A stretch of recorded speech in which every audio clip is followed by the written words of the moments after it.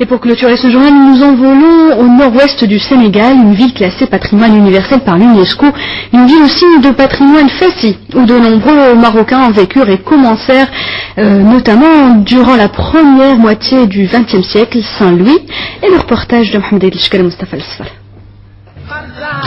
Sur le delta du fleuve Sénégal, sur la côte atlantique, la presqu'île de Saint-Louis, la belle cité historique de l'aéropostale, on y accède par un pont long de 507 mètres pour une largeur de 10 mètres et demi. Le pont Louis Faidherbe, construit dans les années 60 du 19e siècle. Louis Faidherbe, c'était le gouverneur de cette ex-colonie française, à l'époque capitale de l'Afrique de l'Ouest. Sa statue orne toujours d'ailleurs la grande place de la ville. Saint-Louis, avec son architecture coloniale typique, fut également et pendant longtemps la principale destination des commerçants marocains de Fès.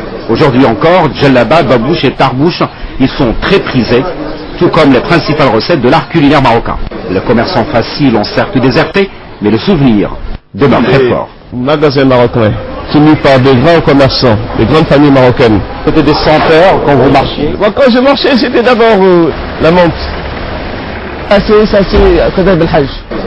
C'était ici la principale rue commerciale marocaine. Et là, gravé en gypse, Mohamed Belboubkr Ben Chakroun, un seul membre de cette famille, réside aujourd'hui à Saint-Louis.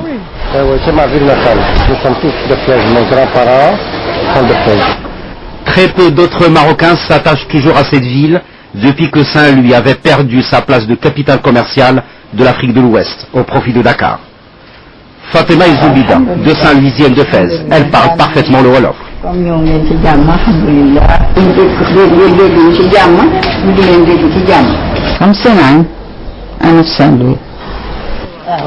Quant à Fatima, elle est née en Gambie avant de se rendre à Saint-Louis à l'âge de 17 ans.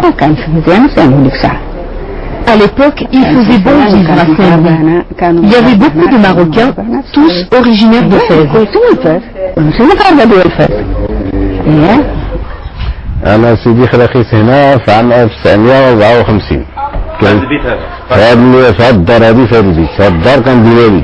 Moi je suis né dans cette maison en 1954, c'était la maison de mon père, il était commerçant depuis 1936 à Saint-Louis.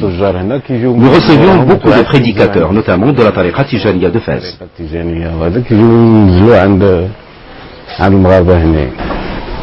Durant une bonne partie du XXe siècle, les Marocains de Saint-Louis ont enrichi cette ville et donc toute l'Afrique de l'Ouest de leur culture et de leur tradition.